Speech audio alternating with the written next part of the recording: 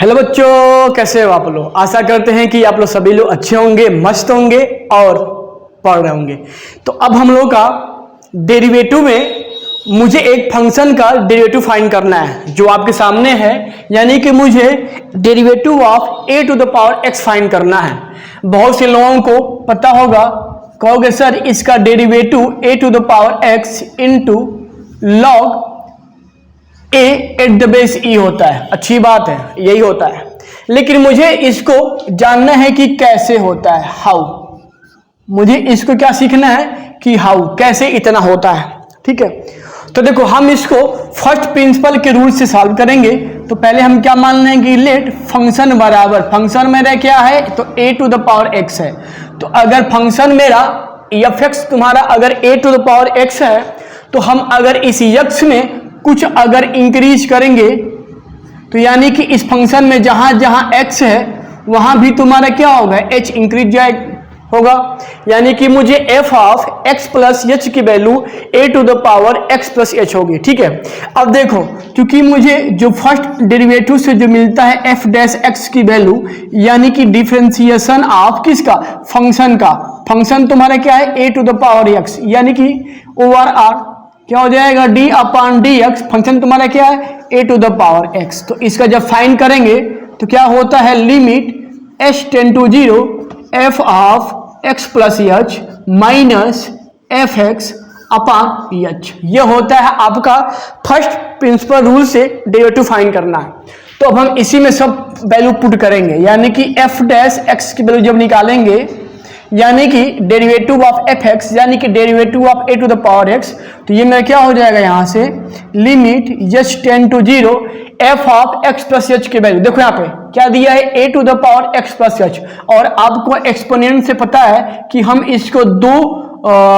Function के product में इसको लिख सकते हैं। कैसे, तो a to the power x into a to the power h,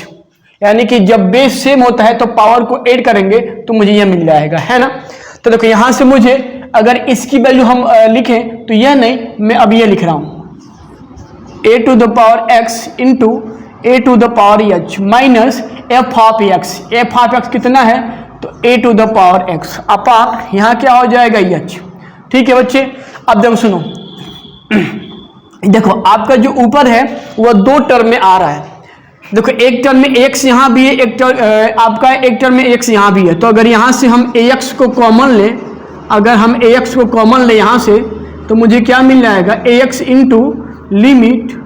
h tend to 0 in bracket a to the power h minus 1 upon h। ठीक है बच्चे, इसकी वैल्यू, ठीक है ना। और देखो अगर आपको इस एक्सपोनेंशियल का एक्सपेंशन पता है, यानी कि मुझे expansion of a to the power x आता है और नहीं आता है, तो प्लीज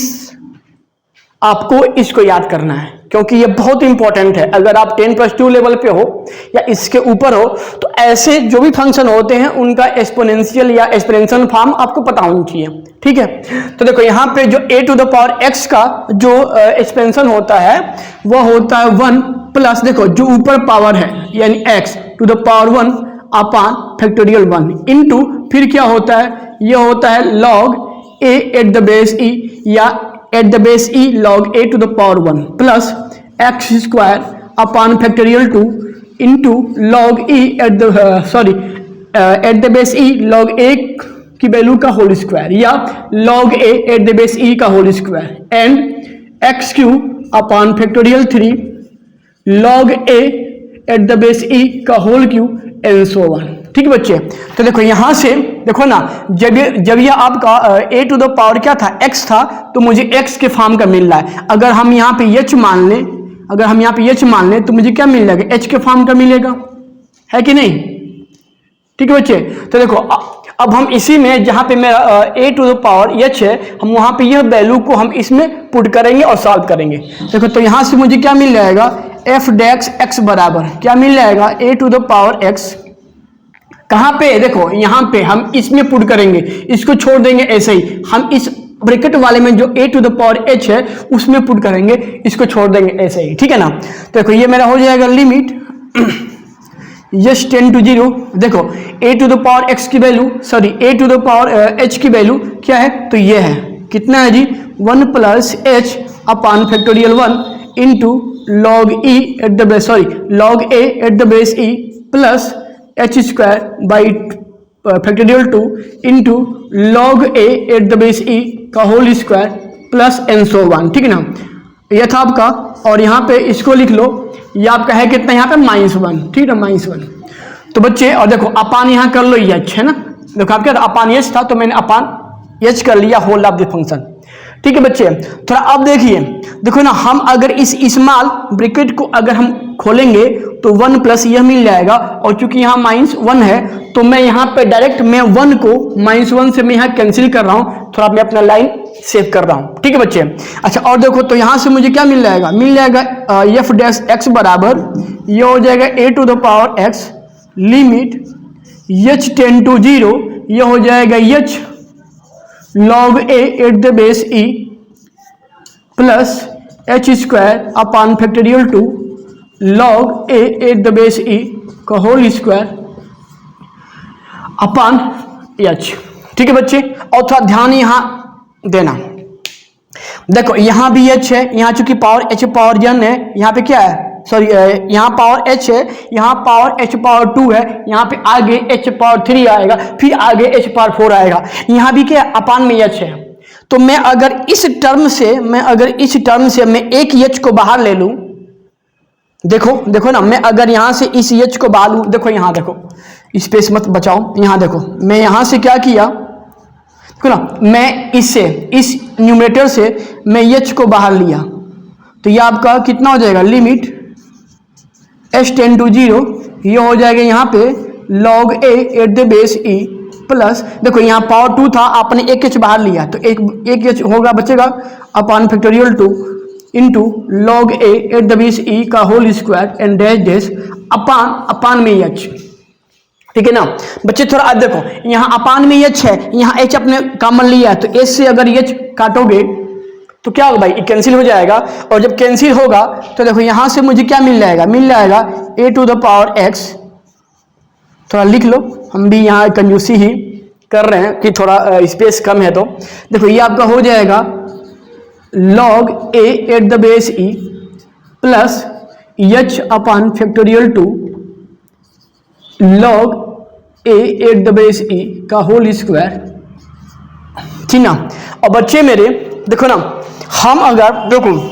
हम अगर इस ब्रैकेट वाले में अगर इस h की वैल्यू 0 हम 10 कराएंगे, तो चूंकि जो मेरा यह पहला टर्म है वो इसमें h नहीं आ रहा है, केवल log a at the base e आ रहा है, और जो इसके बाद से जो टर्म आ रहे हैं उसमें h आ रहा है, तो यह जो भी बाद वाला टर्म है जहां जहां h है सब आपके बैनिश कर जाएंगे, यानी 0 हो जाएंगे, खाली बस मुझे यह पहला टर्म यहाँ मिल जाएगा इस लिमिट को इसमें अप्लाई करने के बाद से, क्योंकि देखो यहाँ क्या है h 10 to 0, इसको छोड़ के इस बाकी टर्म में h आएगा और बाकी टर्म आपके 0 हो जाएंगे, खाली बस यह बच जाएगा। तो देखो तो मैं यहाँ पे सीधे मैं इसको लिख रहा हूँ लिमिट अप्लाई करने के बाद एफ डैश एक्स बराबर, देखो यहाँ मुझे मिल जाएगा, यहाँ मुझे क्या मिलेगा a to the power x into, देखो यहाँ खाली मुझे क्या मिल जाएगा log a at the base e, ठीक है ना। और बाकी ये सभी क्या है h वाले हैं, जब h इसमें 0 पुट करेंगे तो ये सभी क्या हो जाएंगे 0 हो जाएंगे, खाली ये मिल जाएगा। तो देखो a power x into log मुझे यह मिल जाएगा, और साहब इसी एफ डैश एक्स को मैंने क्या बोला था, तो derivative of function F X तुम्हारा क्या था, तो a to the power x की वैल्यू क्या मिल गई log x into log a at the base e, और यही बच्चा आपका होता है derivative of a to the power x की वैल्यू, तो क्या होती है a to the power x into log a at the base c, यानी कि differentiation of a to the power x बराबर क्या होता है, तो a power x into log a at the base e। तो यह था आपका